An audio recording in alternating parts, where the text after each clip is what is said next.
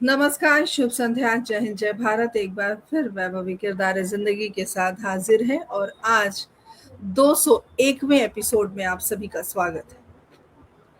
पिछले हफ्ते ही हमने 200 एपिसोड पूरे किए और जवाबदेही भी बढ़ गई है। अब और अच्छे किरदारों से मिलवाना पड़ेगा उनसे।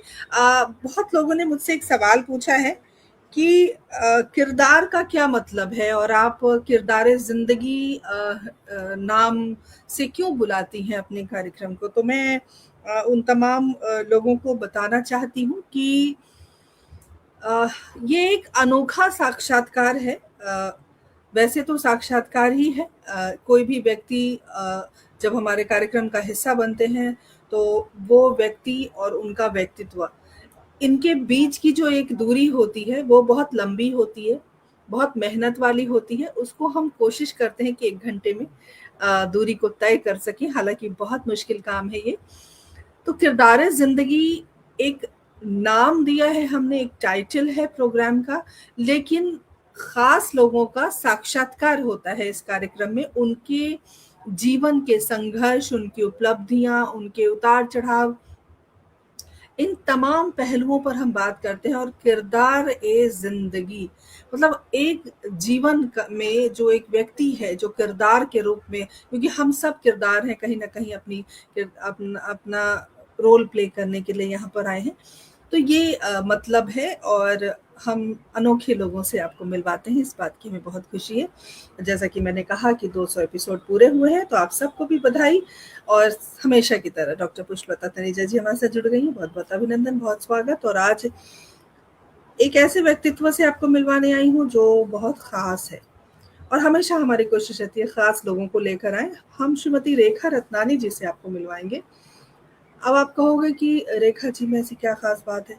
हालांकि वो लेखिका तो बहुत सारी इस कार्यक्रम में आई हैं, लेखिका तो आई हैं, समाज सेविका भी आई हैं और पर्यावरण संरक्षक भी आ चुकी हैं। और ये तीनों काम ये करती हैं बखूबी। लेकिन इनके व्यक्तित्व में खास बात ये है कि इन्होंने एक ऐसी किताब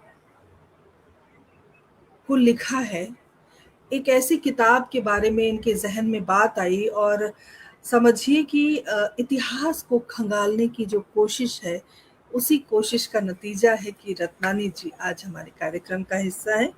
एक पुस्तक है नर्मदापुर से नर्मदापुरम तक, जो कि 150 वर्षों का इतिहास समेटे हुए है। ये खास किताब है जो रेखा जी के द्वारा लिखी गई है और ये खास बात है उनके व्यक्तित्व की। तो ये जो इतिहास है इनके गांव का, इनके शहर का, इनके प्रांत का, उनको लोगों तक पहुंचाने का जो देखिए, हमेशा से हम कोशिश करते हैं एक अच्छे व्यक्तित्व से आपको मिलवाएं। तो अच्छे अच्छे काम करने वाले हम ढूंढते रहते हैं और रेखा रत्नानी जी इन्हीं अच्छे अच्छे काम करने वालों में से शुमार हैं और बहुत सारे पुरस्कारों से सम्मानित हैं और बहुत कुछ इन्होंने अपने जीवन काल में किया है। उनसे हम बातचीत करेंगे। और द फेस ऑफ इंडिया राष्ट्र गौरव सम्मान से आप सम्मानित हैं। ये सबसे अहम सम्मान है आपके जीवन का। और भी बहुत सारे सम्मान आपको प्राप्त हुए हैं और एक्सीलेंस अवार्ड 2023 आपको प्राप्त है। और भी प्रांतीय सिंधी प्रतिभा मध्य प्रदेश सम्मान से आप सम्मानित हैं। और एक आश्चर्य की बात मैं कहूँ या पता नहीं, पिछली बार भी सिंधी लेखिका आई थी जब 200 एपिसोड पूरे हुए थे, और आज भी सिंधी लेखिका आई है जो सिंधी भाषा से ताल्लुक़ रखती हैं। और ये एक इत्तेफ़ाक हम कह सकते हैं, संयोग कह सकते हैं।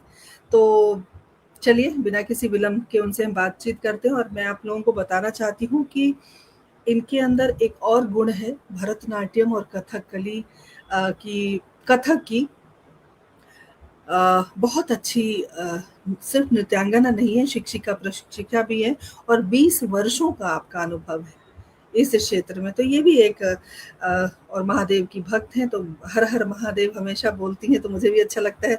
तो चलिए बिना किसी विलंब के, और एक एक बात और मैं उनके साथ ही साझा करूँगी। वो एक बात है जो मैं कार्यक्रम के दौरान करूंगी, क्योंकि खट्टी मीठी जब बातें होती हैं तो बहुत अच्छा लगता है। तो चलिए बिना किसी विलंब के हमारे कुछ दर्शक जो मेरे बहुत अजीज हैं, मेरे दिल के करीब है, मैं उन्हें उनका अभिनंदन करती हूँ। हमारे साथ हमारे पटल के मुख्य सलाहकार आदरणीय सुरेंद्र शर्मा सागर जी जुड़ गए हैं, बहुत बहुत अभिनंदन। भाई साहब हमारे साथ आदरणीय प्रदीप गौतम जी जुड़ गए हैं, बहुत बहुत अभिनंदन।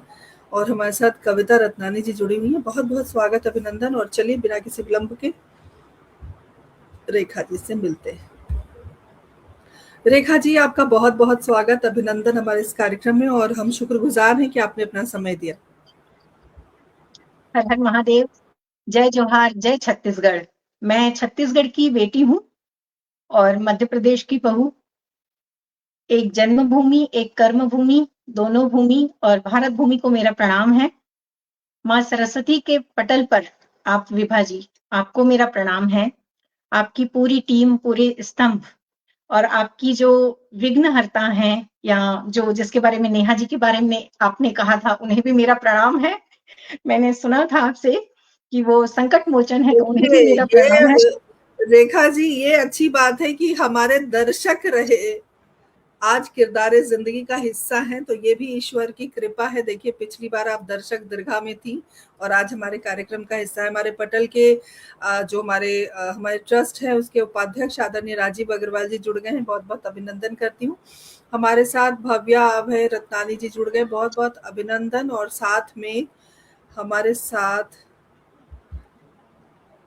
हिंदू बाबा अनंता के नाम से एक आईडी आई है, वो आपका भी बहुत बहुत अभिनंदन, बहुत स्वागत करती हूँ। और बिल्कुल सही बात है, और भी बहुत कुछ करेंगे हम बातें, क्योंकि भगवान का जिक्र आया है, महादेव का जिक्र आया है, तो महादेव के बारे में भी आज चर्चा करेंगे। रेखा जी पुनः पूरी टीम की ओर से आपका अभिवादन करती हूँ। और जैसे कि जब हम कार्यक्रम शुरू करते हैं एक किरदार जिंदगी, आपने देखा होगा कि हम परिवार के बारे में बात करते हैं, क्योंकि आपके चाहे किसी भी व्यक्ति के किसी भी परिचय में परिवार का जिक्र नहीं होता है। और हम चाहते हैं कि जो जिस कृतित्व को लेकर आप चल रही हैं, जो व्यक्तित्व आपका बना है, वो बिना परिवार के बन ही नहीं सकता। तो हम चाहते हैं कि आप अपने परिवार के बारे में हमारे दर्शकों को बताएं, उसके बाद हम इस कार्यक्रम को आगे बढ़ाएंगे। स्वागत जी।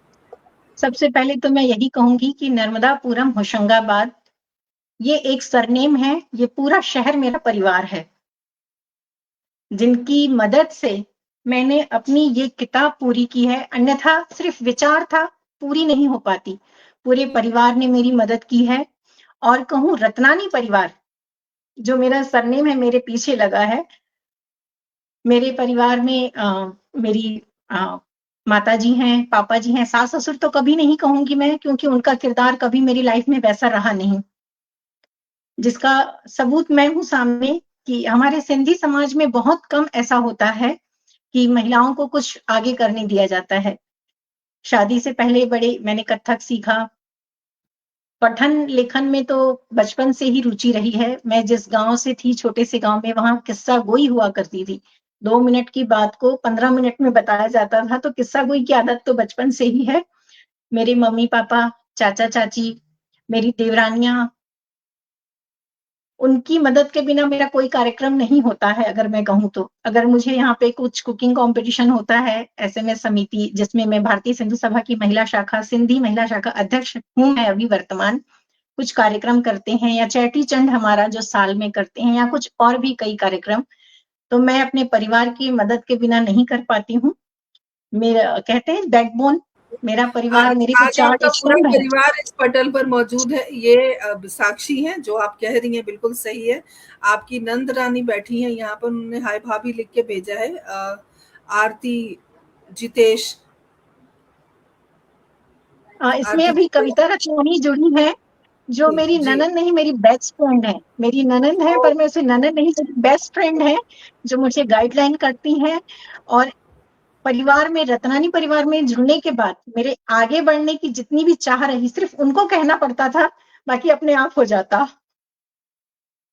ये आप बहुत भाग्यशाली हैं, ऐसा परिवार आपको मिला, और सब परिवार के सहयोग से आप इतना आगे बढ़ पाई हैं। और जिस तरह से चर्चा चल रही थी आपकी लेखनी की, और आपने कहा कि जो आपके परिचय में है कि आपने परिवार के सहयोग से कथक और भरतनाट्यम की जो शिक्षा आपने प्राप्त की, और 20 सालों का जो आपका अनुभव है, वो बहुत ही है बेहतरीन जिसको कह सकते हैं, और बहुत समय आपने दिया अपनी लेखनी को, अपनी अपनी कला को। तो ये भी एक उपलब्धि है। और सुदर्शन शर्मा सुधी जी जो हमारी सचिव हैं, जुड़ गई हैं, बहुत बहुत स्वागत अभिनंदन करती हूँ।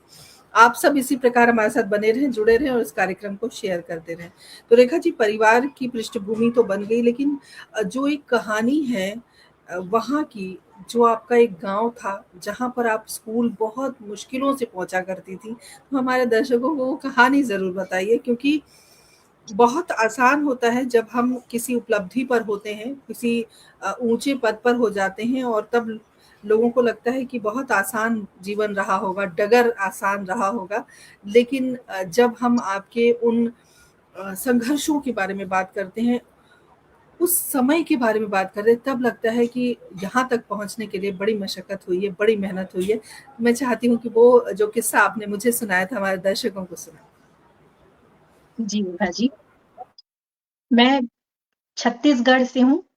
पहले मध्य प्रदेश छत्तीसगढ़ एक था, 2000 में ये अलग हुआ, तब एक था। लेकिन जब मैं पैदा हुई 82 और जैसे पढ़ने लगी, तब वहां पे प्राइवेट स्कूल नहीं थे। आज से 25 साल पुरानी बात। वहां स्कूल वगैरह नहीं थे। प्राइमरी स्कूल था 1ली से 5वीं तक, जिसमें मेरे जो गुरुजी थे, अभी शिक्षिकाएं बहन जी, वहां पे टीचर, और तब ये नहीं था इंग्लिश का, तब गुरुजी और बहन जी ही करके हम उन्हें संबोधित किया करते थे। चाहे कितने बड़े घर के भी वहां बच्चे आते हो, उनका एक नियम था हमारे स्कूल का, प्राइमरी स्कूल का, कि एक एक बारी लाइन से बच्चे टाट पट्टी बिछाएंगे, सुबह आकर फिर से वो रोटेट करके लपेट के रखेंगे, और ब्लैक बोर्ड पर दिन, तारीख, दिनांक, कक्षा, ये पूरा लिखना। किसी एक की जवाबदारी नहीं थी। उस समय के शिक्षक, अभी वर्तमान में भी शिक्षकों को प्रणाम है, जिनके बिना कुछ किरदार जैसे हम हैं, मेरे गुरुओं को प्रणाम है। उन्होंने मुझे पढ़ना सिखाया, तब जाके मैं कुछ ये कर पाई और लिख पाई, अन्यथा कुछ नहीं होता उन गुरुओं के बिना। वहां प्रत्येक एक बालिका को मॉनिटर, ये कहा जाता था कि आज की मॉनिटर तुम हो, आज की मॉनिटर, तुम समझो कि कैप्टन तुम हो। किसी को पीछे भेदभाव नहीं हुआ करता था। उस समय बहुत छोटा गांव था। महादेव की कृपा से अब काफी उन्नति हुई है। गांव की जो दादियां, चाचियां, हमारे जो बड़े बुजुर्ग हमारी पहचान रही हैं वहां की।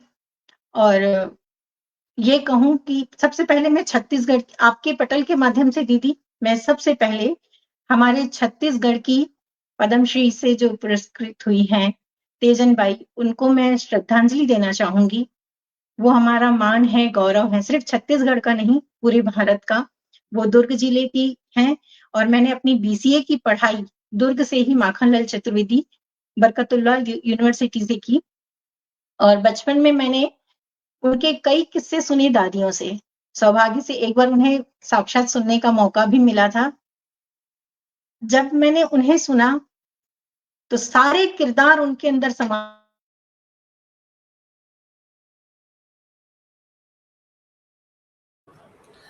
लगता है रेखा जी के यहाँ लाइट चली गई है, और मैं यही ज़िक्र कर रही थी आप सभी से कि सुबह से यही बातचीत चल रही थी, घोर बारिश की वजह से वहाँ जो है बिजली की समस्या हो गई थी कल से।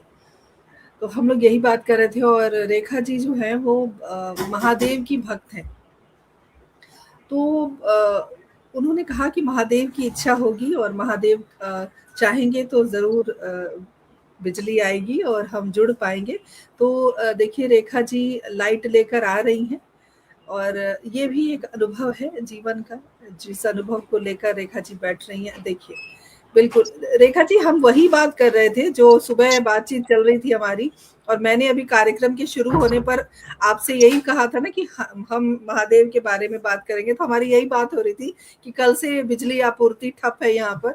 और फिर मैंने आपसे कहा था कि आप थोड़ा-सा अपना नेट बचा कर रखिएगा, और हम अ, कैंडल में भी हम कैंडल की लाइट में भी प्रोग्राम ज़रूर करेंगे। तो ये भी देखिए एक सुंदर संयोग है, और ये भी इतिहास बनेगा किसी न किसी दिन कि हमने हर परिस्थिति में कार्यक्रम किया है। रेखा जी, आपका पुनः स्वागत है, और आप अपनी कहानी सुनाइए। जी। महादेव की कृपा है कि सबसे बेस्ट कैंडल लाइट डिनर होता है।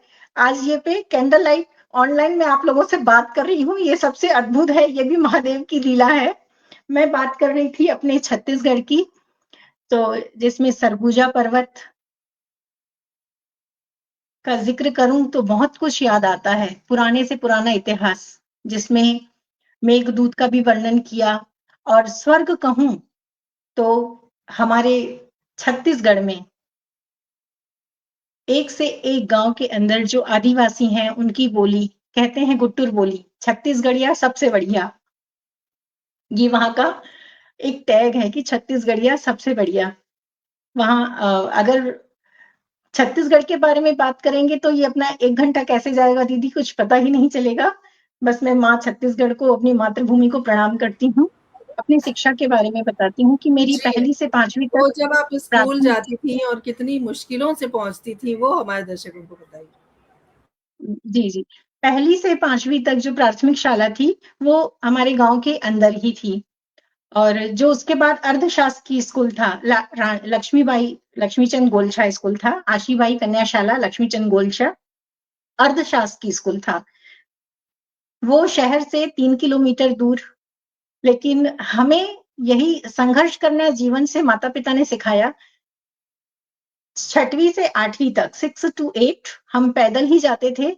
8th के बाद हमें साइकिल मिली कि नहीं, आप जब 8th में अच्छे परसेंटेज लाएंगे, मेहनत करेंगे, आपको जीवन का संघर्ष पता चलना चाहिए। महादेव की कृपा से भरा पूरा परिवार, सब कुछ अच्छा, गाड़ियों की सुविधा, दुकान में जो कर्मचारी सभी थे, किंतु हमें वो सुविधाएं आसानी से मिल जाती। किंतु एक पिता होता है जो बच्चों को कहता है कि भाई मैं जहां तक देख रहा हूं तुम उससे आगे देखो, और अपना अनुभव जो शेयर करना चाहते हैं, हमारे पापा ने बखूबी किया। हमें संघर्ष करना बहुत अच्छे से सिखाया पिता ने। हम 6 to 8 पैदल जाते थे, फिर हमें साइकिल मिली, फिर साइकिल में 12th तक अर्धशासकीय स्कूल था। और हमें आज भी हम वहां जाते हैं तो हमें हमारे शिक्षकों का, जो है टीचरों का, अपार प्रेम मिलता है। और वहां जाते हैं तो हमें आज भी बताया जाता है कि देखो ये हमारी 10th 12th यहाँ जो की है। और शरारतियों में नाम आता था उस समय की शरारती बच्चियां हैं, पढ़ाई में अच्छे के साथ साथ भी थोड़ी बहुत शरारती हुआ करती थी। प्रिय थे अपने गुरुजनों के। संघर्ष भरा रहा जीवन स्टडी का, पढ़ाई का। उसके बाद वहां कॉलेज इतने अच्छे नहीं थे, तो मैं बीसीए दुर्ग से किया। जैसे मैंने अभी कहा कि हमारी तीजनबाई जिस जिले की थी, तीजनबाई दुर्ग जिले में बीसीए किया मैंने, माखनलाल चतुर्वेदी यूनिवर्सिटी, बरकतुल्ला यूनिवर्सिटी से किया। फिर सौभाग्य से 2003 में, वो कहते हैं ना कि आपस में दो नदियां बहन होती हैं, तो महानदी के किनारे मेरा जन्म हुआ और नर्मदा के आंचल में आकर बसी। तो दो बहनों ने मुझे एक की गोद से निकालकर दूसरी की गोद में सौंपा है, उनके आंचल में। ये महादेव की कृपा है। वो महानदी महादेव से जुड़ी, और मां नर्मदा शंकरी, मतलब महादेव ने मुझे कभी खुद से दूर जाने नहीं दिया कि बेटा तुम्हें मेरे पास ही रहना है। एक वो उनकी लीला कहूं या बिल्कुल चमत्कार सही कहूं। कह रही हैं। और देखिए संजोग की बात है कि बिजली चली गई, कार्यक्रम नहीं रुका, और हमारी यही बात हो रही थी कि महादेव ने चाहा तो सब अच्छा होगा और कार्यक्रम भी बहुत अच्छे से होगा। और बिल्कुल लग नहीं रहा है कि बिजली नहीं है, और ये भी एक संजोग है। तो हर हर महादेव लिख रहे हैं, सभी हर हर महादेव लिख रहे हैं। देखिए ये भी हर हर बहुत अच्छा महादेव, लग रहा है। हर हर महादेव। सुनील शर्मा सागर जी नर्मदे ने हर कहा जीवन है, भर।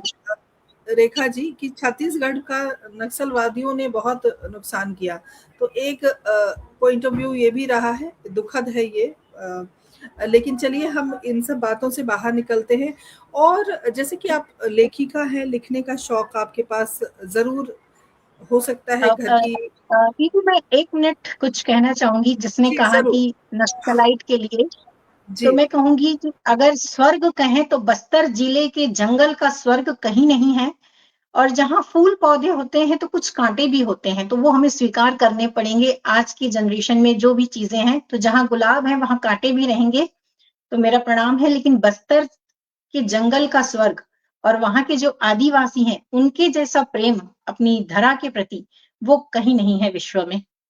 बिल्कुल सही कहा आपने। और देखिए, हर हर महादेव का नारा लग गया है। और ये भी एक अद्भुत संयोग है, अब मैं क्या ही कहूँ। रेखा जी, आप लेखिका हैं और लिखने का शौक आपको रहा, और आपकी बहुत सारी साझा संकलन भी आई हैं, जिसमें एक भ्रूण हत्या एक नाम मैंने पढ़ा। तो क्या ये पूरी किताब में सिर्फ उसी का ज़िक्र था? अलग-अलग रचनाओं के माध्यम से, या क्या था वो? पूरी किताब क्या है? या वो सिर्फ आपका अपना एकल संग्रह है, क्या है वो? ऐसी मैंने 5 साझा संकलन स्वयं के निवेश से की हैं खर्च से, और 100 से ज़्यादा अधिक साझा संकलनों में मेरी रचनाएँ, कुछ लघु कथाएँ और गद्य रहे हैं। तो ये 4 हैं जिसमें भ्रूण हत्या और अपने शिवराज जी की लिखी हैं मैंने, ऐसी कुछ हैं। लेकिन भ्रूण हत्या की जैसे आपने ज़िक्र किया, तो उसमें कई ऐसे महान, मैं तो उनके सामने कुछ नहीं हूँ, ऐसे महान विभूति कई राइटर ऐसे रहे हैं जो अपनी रचनाओं को ऐसे प्रकाशित नहीं कर पाते हैं। तो यह भी एक कह सकते हैं कि समाज सेवा है कि उनको एक पद देना, एक पन्नों में उनको सम्मान करना। तो ये मेरा सौभाग्य रहा कि मेरे साथ कई लेखक जुड़े, और महादेव की कृपा से यह सौभाग्य मुझे मिला कि मैं उनकी रचना को दूर तक पहुंचा सकी। बहुत सारे लेखक जुड़े हैं उसमें, कई के सिर्फ सभी ने भ्रूण हत्या पर लिखा है। जी, किसी ने जी। पद्य में, किसी ने गद्य में, किसी ने कविताओं में। तो ये सौभाग्य महादेव की कृपा से मिला कि मैं उनकी रचनाओं को एक पन्ने पर रख एक पटल दिया है। बहुत, बहुत खूब, बहुत, बहुत शानदार बात। और रेखा जी, लेखिका बन गई आप। आपने एक इतिहास रच दिया है, 150 साल पुरानी बातों को आपने आज की पीढ़ी को सौंपा है। ये कोई छोटी बात नहीं है, इस पर भी हम चर्चा करेंगे। लेकिन मैं जानना चाहती हूँ कि आप भरतनाट्यम और कथक के प्रति जो आपका रहा है रुझान, और 20 वर्षों का आपका अनुभव है, उसके बाद आप लेखिका बनी, या पहले से लेखिका थी, बाद में नृत्यांगना बनी? क्या है ये राज हम चाहते हैं हमारे दर्शकों तक पहुंचे। जी बिल्कुल विभा जी। अगर कहूँ नृत्य और संगीत दोनों को अलग करेंगे तो कुछ नहीं बचेगा। वो दोनों एक ही हैं, एक सिक्के के दो पहलू। अगर संगीत कहूँ और साहित्य और लेखन, तो उनको आप हम कैसे अलग करें? जब तक लिखा नहीं जाएगा तब तक गाया और बोला नहीं जाएगा। अगर रचना हो जाती है गायकी की तो साथ में कदम भी थिरकते हैं। तो इन तीनों को, नृत्य, संगीत और साहित्य को मैं अलग नहीं मानती, रुझाव तीनों का ही रहा। बचपन से मुझे नृत्य में रुचि ज्यादा रही, पठन पाठन में भी। जैसे हमारी पड़ोस की दादियां थी, पहले के समय में नल वगैरह घर पे नहीं हुआ करते थे, या तो कुएं हुआ करते थे या फिर हैंडपंप। जो जर्नी हमने देखी है वो हम बता रहे हैं। तो दूर तक पानी लेने जाया करती थी, घंटों लगते थे 2 से 3 घाघर लाने में। पूरे दिन की जो चर्चा हुआ करती थी सखियों की वहां पर, वो अद्भुत नजारे हमने देखे हैं। तो जो भी किस्सा वो बताती थी होता 2 से 3 मिनट का था, किंतु हमें सुनाने में उनको 15 मिनट लगते थे। बड़ा आनंद आता था। तो ये किस्सा कोई सुनने का जो रहा है, हमने बचपन से सीखा है। तो लेखन में भी वही कारीगरी हमने अपनाई, कि दादी के जो शब्द हुआ करते थे कि 3 मिनट को हम 5 मिनट कैसे कर सकते हैं। तो ये कह सकती हूँ कि ये उनसे ही हमें प्राप्त हुए हैं, हमारे बड़ों से। तो बचपन मैंने से ही कथक हमारे के प्रति मेरे रहा गुरु आपका। रहे हैं विशाखापट्टनम के गुरु रहे जी, हैं, जो वीकली आया करते थे। तो मेरा भरतनाट्यम कथक वहीं हुआ, मुझे 3.5 साल 4 साल लग गए। फिर उसके बाद दुर्ग शहर में मैंने लोक नृत्यों का भी क्लास किया था मैंने, लोक नृत्य में। ये मुझे 2 साल लग गए थे। फिर उसके बाद शादी के बाद सौभाग्य से मुझे यहाँ जो भी रिज्यूम दिया मैंने, तो केवी केंद्रीय विद्यालय हो गए, यहाँ के प्राइवेट संस्थाएं हो गई। तो माँ सरस्वती के प्रांगण में सौभाग्य से मुझे अपनी सेवाएं प्रदान करने का मौका मिला। और अब ऐसा है महादेव की कृपा से कि जजमेंट के लिए अब दूर देश भी जाते हैं, बाहर भी जाते हैं। ये महादेव की कृपा है कि शुरू से ही साहित्य और नृत्य के प्रति समर्पित रहे हैं। ये साधना एक तपस्या रही है, ये आसान नहीं होता है। ये किताब जो मैंने लिखी है नर्मदापुर से नर्मदापुरम तक, मुझे 5 वर्ष लगे।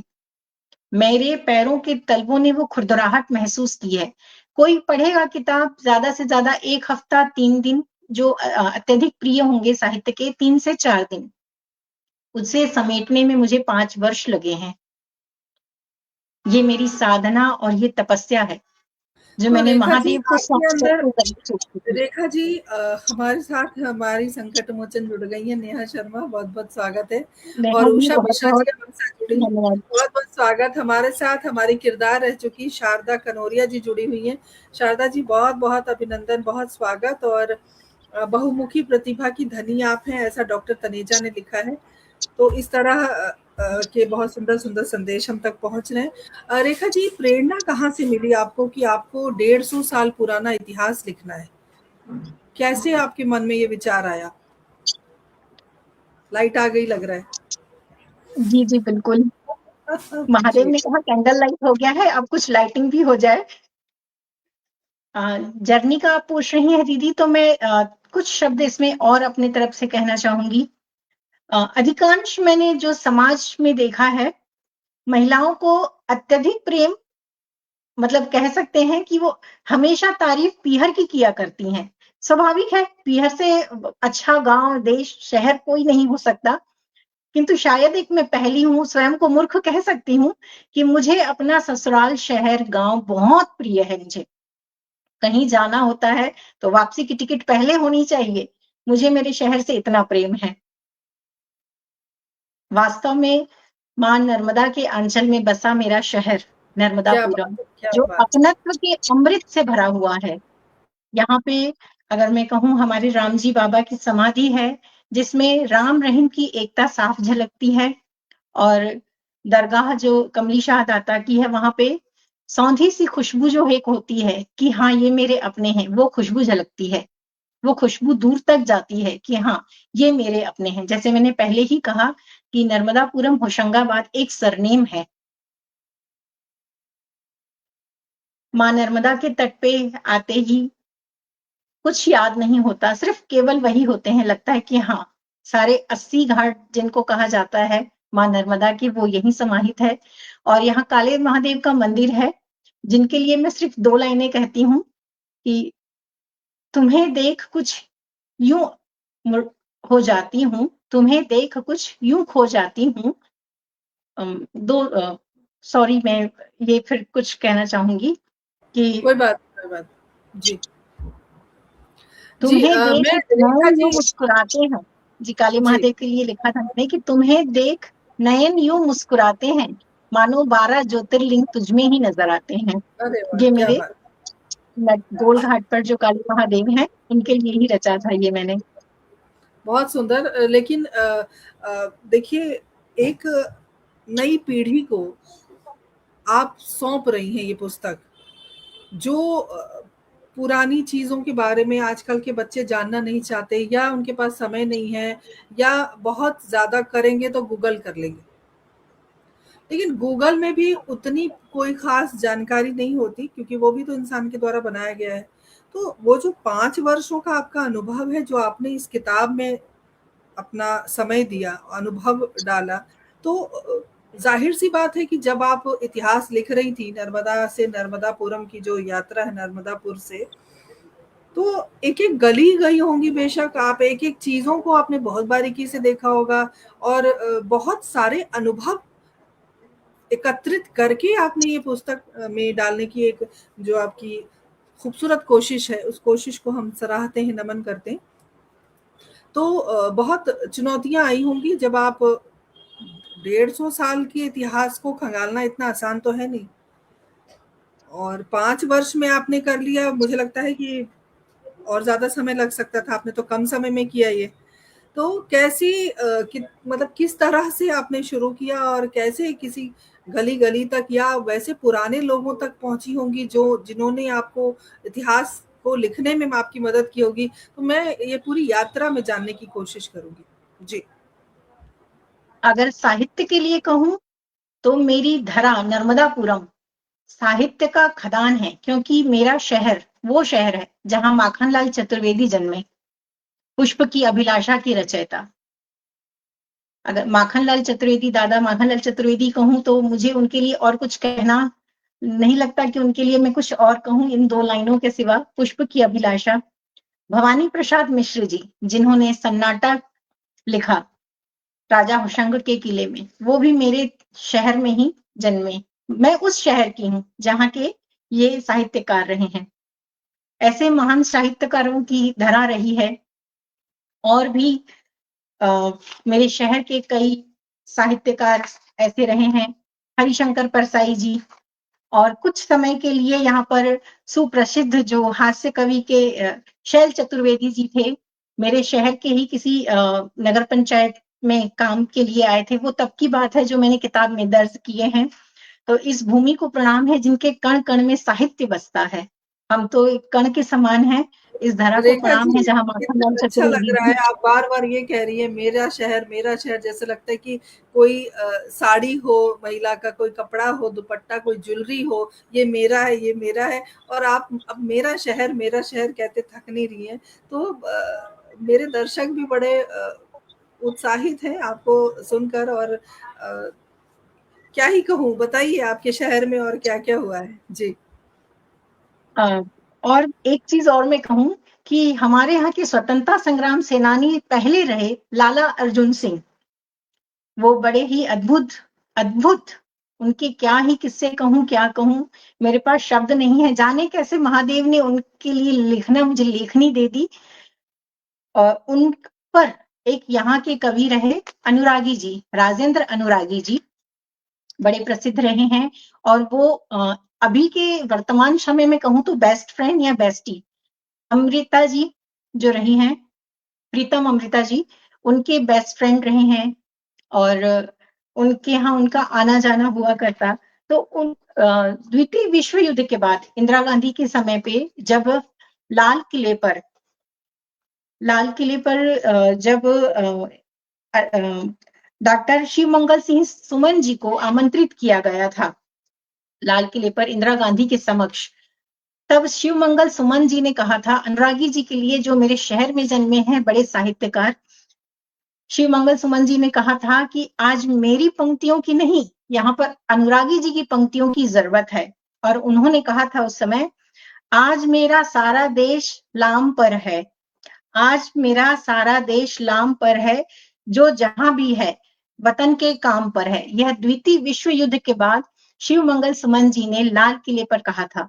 ये भी अनुरागी जी के, मेरे शहर के जो साहित्यकार रहे हैं, जिनके मैं कण बराबर भी नहीं, ये उनकी कविताएं हैं जो दूर दराज तक लाल किले से कही गई हैं। तो मुझे कैसे न होगा अपने प्रेम, अपने शहर से, कि जहां ऐसी महान विभूतियां रही हैं, जन्मी हैं, और जिनके पद चिन्ह पर पूरी कोशिश करते हैं कि हम चलें।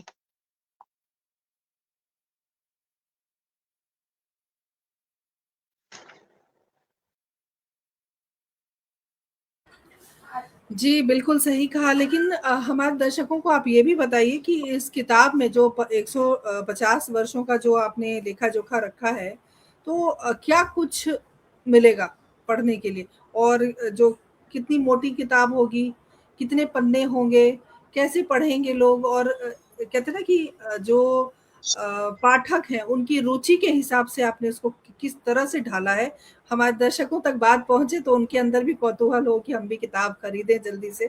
संजय जी हमारे साथ जुड़े हुए हैं, शारदा जी लगातार बनी हुई हैं और बहुत खूबसूरत किस्से हैं, ऐसा कि शारदा जी लिख रही हैं। और कविता रत्नानी जी लगातार हमारे साथ बनी हुई हैं। आप सबका बहुत-बहुत आभार व्यक्त करती हूँ, बहुत-बहुत अभिनंदन करती हूँ। इसी प्रकार बने रहिए, जुड़े रहिए और इस कार्यक्रम को शेयर करते रहिए। जी, रेखा जी बताइए। ये मेरी किताब है, मेरी नहीं हमारी, मेरे शहर की किताब है। मेरी तो नहीं कहूंगी, मेरे शहर की किताब है ये। नर्मदापुर से नर्मदापुरम तक, जिसमें मुझे 5 वर्ष लगे। यह 5 वर्ष की तपस्या और साधना है जो मैंने महादेव को समर्पित की है, उनके साथ शुरू करके उन्हें ही समर्पित की है। दीदी आप इसका कवर पेज देखेंगे तो इसमें कई 12वीं से 11वीं शताब्दी तक के हम मेरे देख रहे शहर का हैं। ही पूरा समावेश है। जी। मेरे शहर का समावेश है। ये आदमगढ़ का चित्र है। जो मानव प्रजाति का जो कंकाल सर्वप्रथम नर्मदांचल में मिला था, नर्मदा तट पर जब यह हुआ था, ये वहां के चित्र हैं, आदमगढ़ के, जो मेरे जी शहर का है, मेरे शहर की शान है। जी। और ये है राजा होशंग का 15वीं शताब्दी का किला, जिससे शहर का नाम 15वीं शताब्दी में होशंगाबाद पड़ा था। अच्छा। जी, 15वीं शताब्दी में राजा होशंग के नाम से शहर का नाम होशंगाबाद पड़ा था। और एक ताम्र पत्र में मेरी जो जर्नी रही, तहकीकात रही इस पे, तो एक ताम्र पत्र पे 12वीं शताब्दी में ये था कि नर्मदापुर के तट बसे होने पर एक राजा ने जो भूदान किया था, इसलिए इसका नाम नर्मदापुर रखा गया था या दिया गया था। इसीलिए किताब का नाम नर्मदापुर से वर्तमान नर्मदापुरम है, और जिसमें होशंगाबाद का 150 साल का इतिहास है। और ये जो आप देख रही हैं घाट, मतलब नाव पर, तो ये 1973 की वो भयानक बाढ़ है जिसमें मेरे शहर का 1/3 हिस्सा डूब गया था। 1/3 हिस्सा, ये वो भयानक बाढ़ थी 73 की, ये जी उसका ही फोटो है। और ये जो है किले जैसा दिख रहा है, ये जी जी। ब्रिटिश दौर पर जो यहाँ स्कूल खुला था, ये उसका फोटो है।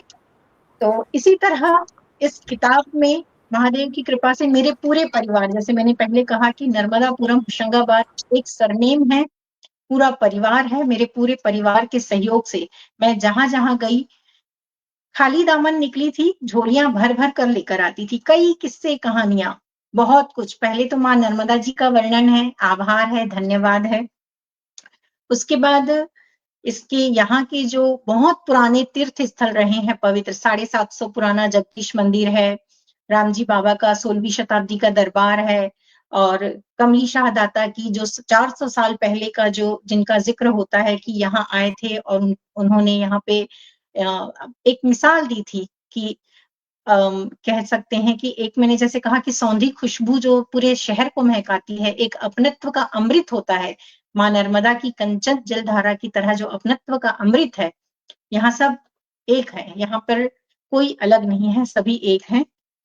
इसमें स्वतंत्रता संग्राम सेनानियों का जिक्र है, जैसे मैंने लाला अर्जुन सिंह का नाम लिया, और साहित्यकारों का जिक्र है, कई किस्सा गोई हैं कि यहाँ पे सबसे पहली लाइट कब आई थी, जब पहला ट्यूब, मतलब यहाँ पर आपको हंसी आएगी कि मैं इस तरह की बातें कर रही हूँ, सबसे पहली ट्यूब लाइट आई थी। पहले तो बल्ब हुआ करते थे, ट्यूब लाइट आई थी तो एक हवा हो गया था कि ये डंडे जैसा क्या है जो जलता है, तो उसका भी किस्सा मैंने इसमें जिक्र किया है। और यहाँ पर पहले जो घाट के किनारे 4 मासी कच्चा पुल था। पहले अगर हमें भोपाल जाना होता था तो 8 महीने का कच्चा पुल होता था लकड़ी का, और पक्की सड़क बाद में बनी। 18वीं मतलब समय में ट्रेन की पटरियां डल चुकी थी, ट्रेन से आना जाना होता था, अगर बाकी कोई जाता था तो ये नाव पार करके जो 8 महीने की पुलिया बनती थी, कच्ची पुलिया, वहां से होता था। अब महादेव की कृपा से हमारा शहर बहुत आगे बढ़ चुका है, जिनका दूर दराज तक नाम है। हमारे शहर का सबसे प्रिय घाट है सेठानी घाट, जो 18वीं शताब्दी में जानकी देवी शर्मा जी के यहाँ से बनाया गया था, सेठानी जानकी देवी, तो उनके ही नाम से ही सेठानी घाट का नाम दिया गया था। और मेरे यह घाट मेरे शहर का इतना खूबसूरत और इतना बड़ा है, तो पूरे भारत में कहते हैं, हमने तो यह सुनी है तारीफ मेरे शहर की, लोग कहते हैं कि सबसे बड़ा घाट है ये। और भी कई किस्से हैं जिनका जिक्र किया है मैंने, कि यहाँ कन्याशाला स्कूल पहले कब खुला, किस सन में खुला, वहां पे कौन से अतिथि आए थे, और पहली लाइट कब आई, पानी की टंकी पहली कब बनी, और इस तरह के काफी किस्से जो यहाँ के जो बुजुर्ग रहे हैं और साहित्य के प्रेमी रहे हैं। इसमें मैंने एक रिक्शे वाले से लेके बड़े बड़े शाहूकार तक सभी की चीजें दर्ज की हैं, बिना ही किसी भेदभाव के। महादेव ने जो कराया वो उन्हें ही समर्पित। यह किताब सिर्फ केवल ऐसी नहीं है कि जो महान रहे हैं, या रेखा जी, एक सब्जी रेखा वाले जी, का भी जिक्र है इसमें। जी रेखा जी, इस किताब ये किताब जब लोगों के बीच आई तो कैसी प्रतिक्रिया रही? इस किताब के बारे में लोगों की क्या राय रही? क्या आपकी मेहनत, जो 5 सालों का आपका अनुभव और मेहनत रही, उसके लिए सराहना मिली, या कुछ लोग होते हैं जो हर हाल में आलोचना करते हैं, चाहे आप कितनी भी मेहनत कर लो, कुछ भी कर लो। तो कैसी प्रतिक्रिया आपको मिली इस पुस्तक को लेकर? क्योंकि ये बहुत अनोखी पुस्तक है, सभी को पढ़ना चाहिए। हमारे साथ आरती जी जुड़ी हैं, अजय रत्नानी जी हमारे साथ जुड़े हैं, मनोज जी जुड़े हैं, प्रवीण कुमार चौहान जी जुड़े हैं, शारदा जी लगातार जुड़ी हुई है। आप सबका बहुत बहुत स्वागत, अभिनंदन करती हूँ। जी रेखा जी बताइए, कैसी प्रतिक्रिया मिली आपको पुस्तक के लिए? यात्रा के दौरान भी उतार चढ़ाव थे, साझा नहीं था, आसान नहीं था। जैसे मैंने आपसे साझा किया था कि मेरे पैरों के तलवों ने वो खुरदराहट महसूस की है, तो धूप छांव, सुख दुख, जिस तरह के दो पहलू होते हैं, तो इसमें साथ देने वाले भी और विरोध करने वाले भी रहे। जब किताब आई, किताब का विमोचन किया, महादेव की कृपा से बड़ा अद्भुत रहा पूरा। मतलब जितने हमने उम्मीद की थी, शहरवासी सभी वहां पे गणमान्य शहर के साहित्यकार बड़े सभी उपस्थित रहे, और बहुत ही अच्छा, यादगार, एक स्वर्णीय, स्वयं मुझे नहीं कहना चाहिए, पर वो बहुत अच्छा हुआ महादेव की कृपा से। किताब पढ़ने के बाद मुझे बहुत मैसेज आए, इवन कॉल भी आए कि आपने जो लिखा है वो हमारा बचपन लौट आया, हम पुनः अपने बचपन को देख रहे हैं। सुनीता दीदी ने कहा जो लखनऊ से हैं, दीक्षित दीदी जो जबलपुर से हैं, उन्होंने लिखकर भेजा, उन्होंने वीडियो बनाकर भेजा कि वो जमाना याद आ गया, हमें फिर से हमारा बचपन याद आ गया। और जो कई ऐसे रहे जो शहर में हैं, उन्होंने पढ़ा तो उन्होंने कहा कि वो आंखों के सामने वो बीता हुआ पल वर्तमान में हम महसूस कर रहे हैं, कि आंखों के सामने वो चलचित्र सा नजर आ रहा है, कि वास्तव देखिए, में सबसे बड़ी बात बनते यही है हुए। रेखा जी, सबसे बड़ी बात है कि आपने कुछ लिखा और उसकी प्रतिक्रिया इस रूप में आई। चूँकि देखिए, एक पीढ़ी को सौंपने वाली बात है, मैं बार-बार इस बात को दोहरा रही हूँ इस कार्यक्रम में, क्योंकि किसी भी प्रांत का, देश का, किसी भी राज्य का या किसी भी जगह का इतिहास अगर आप खंगालते हैं, इतिहास लिखने की कोशिश करते हैं, तो एक पीढ़ी को आप सौगात दे रही हैं, सौंप रही हैं अपनी धरोहर।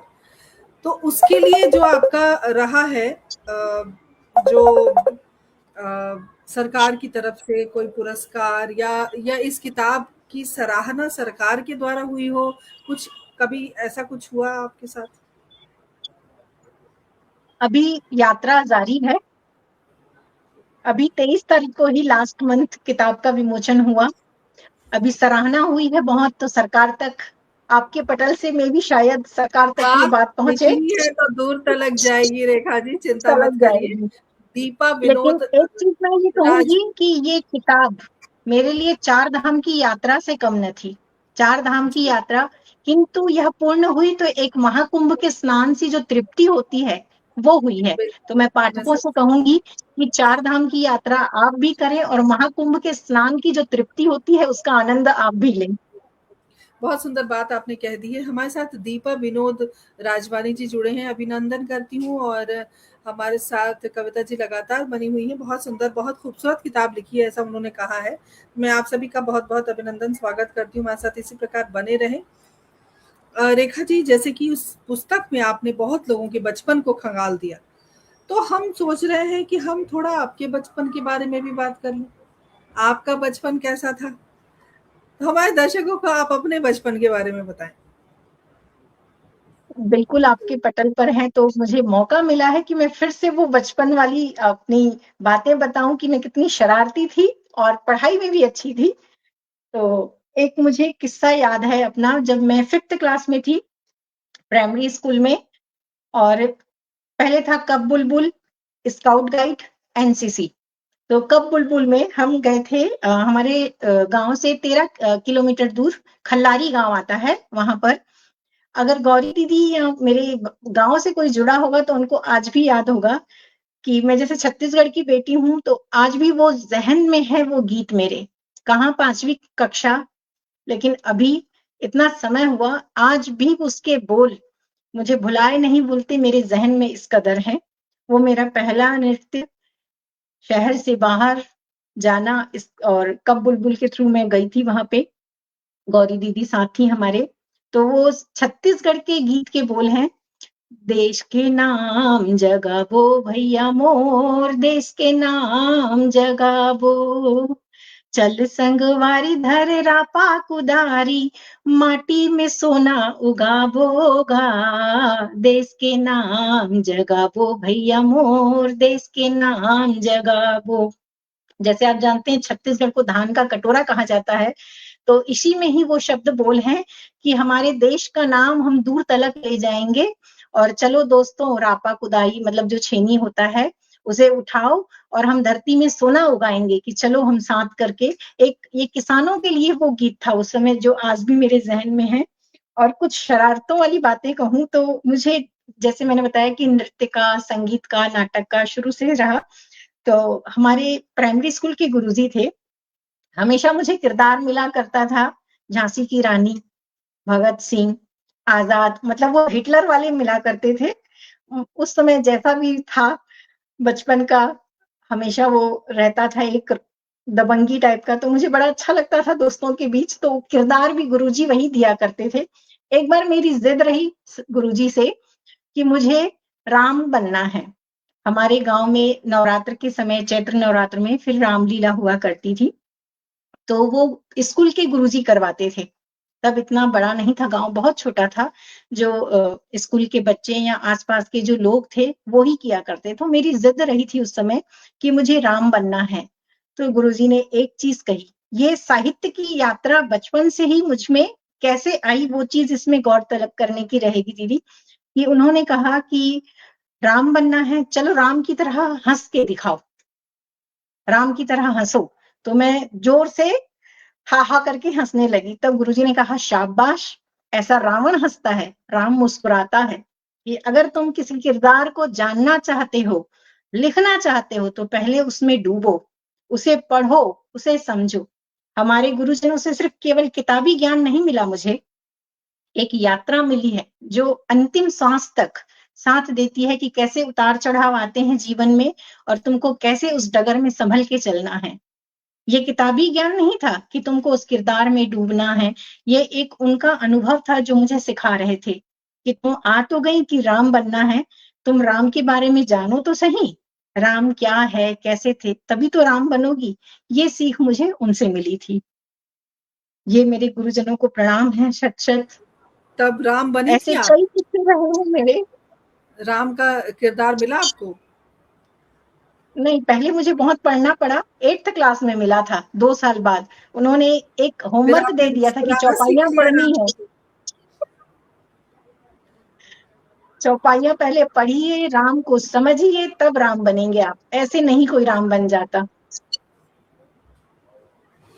देखिए हमारे साथ और भी लोग जुड़े हैं। नितिशा बजाज हमारे साथ जुड़ी हैं, अभिनंदन करती हूँ। मधु जी हमारे साथ जुड़ी हुई हैं, बहुत बहुत स्वागत, अभिनंदन। बहुत सारे, मुझे लगता है सब आपके परिवार के सदस्य हैं। यही दिखता है कि कौन आपसे कितना प्रेम करता है, और वो प्रेम अगर सच में सार्थक है तो वो सहयोग देखिए यहाँ भी आपको मिल रहा है। ये बड़ी अच्छी वो बात है, बहुत मधु अच्छी जी बात आपने कही और देखिए। बजाज जी जो हैं वो मेरे मायके से जुड़ी हैं, गांव से जुड़ी हैं वो।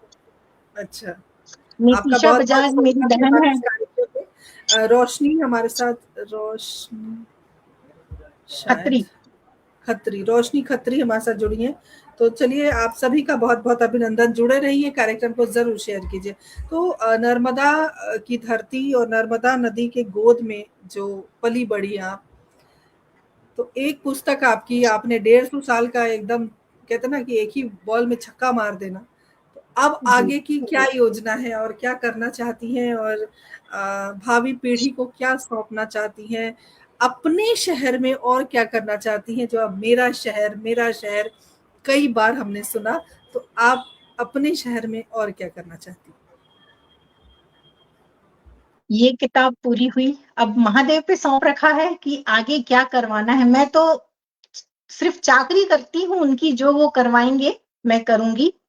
लेकिन मेरे शहर के जो युवा पीढ़ी हैं और जो मेरे शिक्षक हैं, उनसे ही निवेदन है, युवा पीढ़ी से, जो हमारा भविष्य है, स्वर्ण भविष्य है, उनको जरूर कहूंगी कि इस किताब को जब वो पढ़ेंगे तो हर एक किरदार अगर पढ़ेंगे तो उनको अपने जीवन में कभी भी कठिनाइयों का सामना जो आता है तो उसको जूझना नहीं पड़ेगा, उनको बहुत सरलता पड़ेगी अगर वो उनके फुटप्रिंट्स पर चलते हैं और उनकी जीवनी पढ़ते हैं, जो उनका एक-एक किस्सा रहा है।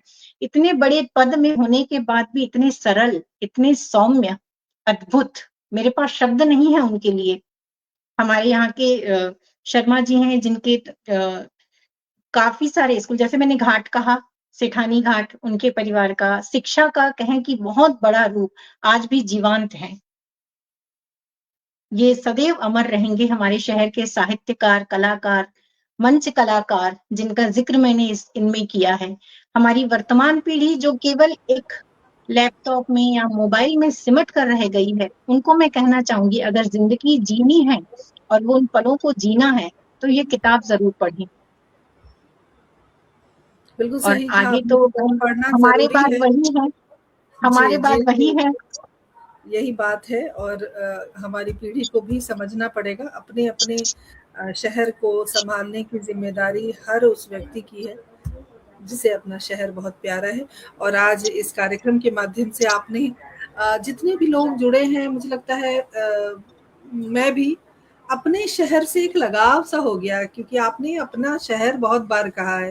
तो देखिए हर व्यक्ति से हम कुछ न कुछ सीखते हैं। आज हमने आपसे सीखा कि अपने शहर से प्रेम करना कितना ज़रूरी है और पीढ़ी भी सीखेगी।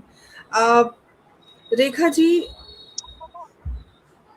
जब आपने पहली बार स्टेज पर प्रोग्राम किया, जो आपका कथक का रहा होगा या भरतनाट्यम का रहा होगा, वो अनुभव कैसा था और कितनी शाबाशियाँ मिली आपको और क्या उम्र रही थी आपकी जब आपने पहली बार स्टेज को छुआ था, स्टेज पर आप पहुँची थी?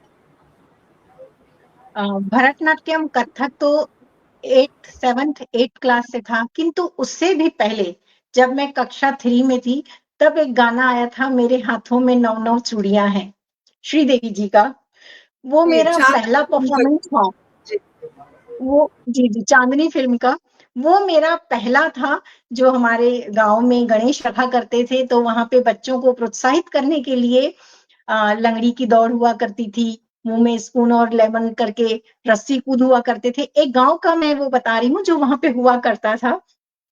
तब मेरा सबसे पहला कक्षा 3 का वो परफ़ॉर्मेंस था और उस समय ज़्यादा तो कुछ नहीं हुआ था, वो स्टील की तसरियाँ रहती हैं ना, प्लेटें छोटी वाली, वो मिली थी, वो मेरी माँ ने आज तक सँभाल के रखी है, कि इसको पहला मिला था। मैंने भी रखी है, मुझे भी मिली थी स्टील की प्लेट, अभी तक मेरे पास है। जी। अब तो भई अद्भुत से शील्ड मेडल होते हैं, उस समय स्टील का बड़ा क्रेज़ हुआ करता था, तो वो तसरी मिली थी जो मेरी माताजी ने आज भी सँभाल के रखी है।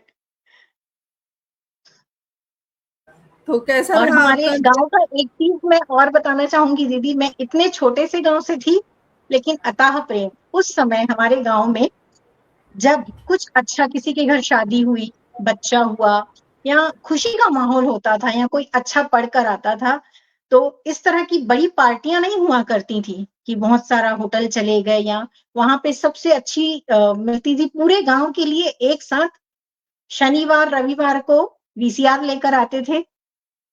शनिवार रात को हमको पता चलता था, पहले ही जाके हम अपनी टाट पट्टी और चद्दर बिछा देते थे कि ये हमारी जगह है, पहले ही।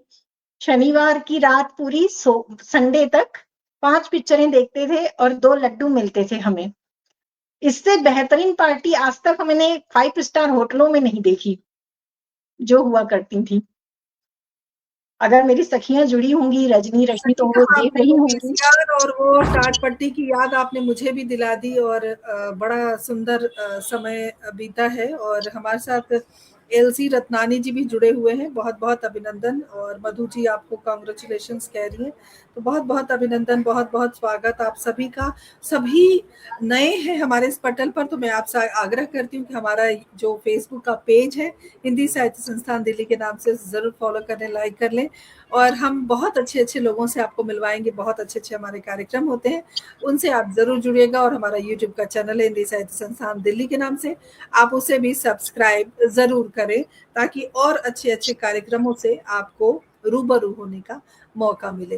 तो रेखा जी, समय कैसे बीत गया पता ही नहीं चला, इतनी सारी बातें हुई, आपके बचपन के बारे में बात की हमने और आपकी जो शहर से जो आपकी माँ नर्मदा की गोद में जो अटखेलियाँ करती हुई आप, मैं एक-एक शब्द बड़े ध्यान से सुन रही थी और मुझे लग रहा था कि शायद थोड़ी देर के लिए हम भी न नर्मदा के तट पर पहुँच गए हैं, ऐसा आपने अनुभव कराया। तो और महादेव की कृपा से बिजली भी आ गई तो कार्यक्रम बहुत अच्छा हो गया है। अंत में मैं चाहती हूँ कि एक संदेश आप ज़रूर दें युवा पीढ़ी के लिए, अपने शहर वालों के लिए, देश के लिए और उन बच्चों के लिए जो लिखना चाहते हैं, जो कुछ करना चाहते हैं और हमारे दर्शकों के लिए भी। जी। अब अंत में सबसे पहले मैं आपको आभार, धन्यवाद, बहुत-बहुत धन्यवाद कहना चाहूँगी जो आप हमारे जैसे कई साहित्यकारों को, कलाकारों को इस मंच पर देती हैं, एक स्थान देती हैं। माँ सरस्वती का प्रांगण है, यह मंदिर है माँ सरस्वती का, आप सभी उनके पुजारी हैं, जो आपके इस नेहा जी हैं जो संकट मोचन, वो भी आपके सभी जो सलाहकार हैं, जो जुड़े हैं आपसे, वो सभी इस प्रांगण के माँ सरस्वती मंदिर के पुजारी हैं। आपको बहुत-बहुत धन्यवाद कि आपने यह पटल हम जैसों के लिए एक कुछ शब्द कह सकें, इतना तो है नहीं, माँ सरस्वती ने जो दिया कुछ अपने विचार रख सकें। और आपको बहुत-बहुत शुभकामनाएँ। 201 कंप्लीट हुआ, उसके लिए 201 के लिए बहुत-बहुत शुभकामनाएँ। आगे भी आप हज़ारों बनाती रहें, खूब हो और हम आपके इसी लाइव में हर महीने, हर हफ्ते जो वीकली होता है आपका उसमें जुड़ते रहें और नए-नए दिग्गजों से मिलें ताकि हम उनसे और भी कुछ अच्छी प्रेरणा ले सकें और सीखें। तो मैं हमारे शहर के ही नहीं, जो देख रहे हैं सभी के लिए कहूँगी, सब कुछ खत्म होने के बाद भी अगर कुछ बचा रह जाता है किसी बूढ़े की पेटी में, किसी धुंधले से पन्ने में, एकदम फटे हुए कागज पर धुला सा किसी बूढ़े की याद में, बस उसे समेटना है, उसे खोने नहीं देना है। सब विलुप्त हो जाएगा, सब समाप्त हो जाएगा, किंतु जो यादें हैं, जो ज़हन में रहती हैं, एक वो ही हमारी पहचान है, हमारा परिचय है। जैसे मैंने कहा माखन दादा, मेरे शहर, मैं उन्हीं के शहर से हूँ। माखन दादा मेरी पहचान है, उनकी पहचान साहित्य है। साहित्य नर्मदापुरम के हैं। मतलब इस तरह से जो जुड़ा हुआ रहता है चक्र, मैं अपनी पीढ़ी को यही कहना चाहूँगी कि संजो के रखिए। आपने आस-पास के जो बुजुर्ग हैं, उनसे वो बीते समय के किस्से सुनिए कि वो कैसा संघर्ष का ज़माना था। आप तो सब कुछ बटन दबाते हैं, मिल जाता है, लेकिन वो जो दौर था, अद्भुत था। तो जुड़ें अपने बुजुर्गों से, अपने आस-पास की वो किस्सा गोई सुनें, वो बीता हुआ जो ज़माना था, उन्हें याद करें। बस यही मैं अपनी पीढ़ी से कहना चाहूँगी और साहित्य प्रेमियों को सभी जो पटल पर जुड़े, उनका बहुत-बहुत आभार, धन्यवाद। आपने साहित्य को इतना सम्मान दिया, मान दिया, सदैव आपकी आभारी और रेखा दीदी जी, आपको बहुत-बहुत धन्यवाद विभा जी। बहुत-बहुत आपका धन्यवाद। आपने यहाँ संगीता चौहान जी हमारे साथ जुड़ गई हैं। संगीता जी, बहुत-बहुत स्वागत, अभिनंदन। हमारे पटल की महत्वपूर्ण कड़ी में से एक हमारी संगीता जी भी हैं, प्रिंसिपल हैं स्कूल की और हमारे साथ जुड़ी हुई हैं। मैं बहुत-बहुत अभिनंदन करती हूँ और तमाम श्रुति श्रोताओं का विशेष आभार व्यक्त करती हूँ हमसे जुड़ने के लिए, इतनी सारी बातें इनकी सुनने के लिए और अपना समय देने के लिए, क्योंकि मैं हमेशा एक बात कहती हूँ कि आप हैं, तो हम हैं। और रेखा रत्नानी जी, भविष्य में ईश्वर महादेव आपको खूब लेखनी में आपके दम दें और बहुत कुछ आप कर सकें पीढ़ी के लिए, जो आप करना चाहती हैं, सौंपना चाहती हैं और बहुत कुछ आपके शहर के लिए आपको करना है। तो सब अपने-अपने शहर के लिए ज़रूर कुछ करें, क्योंकि मेरा शहर है। तो रेखा जी, बहुत-बहुत आपका आभार हमसे जुड़ने के लिए और आज हम भी कुछ सीख कर जा रहे हैं, अपने शहर से प्रेम करना, मेरा शहर और मेरे शहर के लिए मेरा बहुत कुछ शहर, करना है। जी, बिल्कुल। मेरा मैं अपना तहे शहर। दिल से जी, जी, रेखा जी, तहे दिल से शुक्रिया अदा करती हूँ पूरी टीम की ओर से और आपने इतना समय हमें दिया, इतनी सारी बातचीत हुई, आपकी इस पुस्तक के लिए आपको बहुत-बहुत बधाई, बहुत शुभकामनाएँ। एक खूबसूरत पहल आपने की है पीढ़ी के लिए, जिनको सौंपने जा रही हैं आप। तो मैं पूरी टीम की ओर से आपका अभिवादन करती हूँ। बहुत-बहुत धन्यवाद आपका।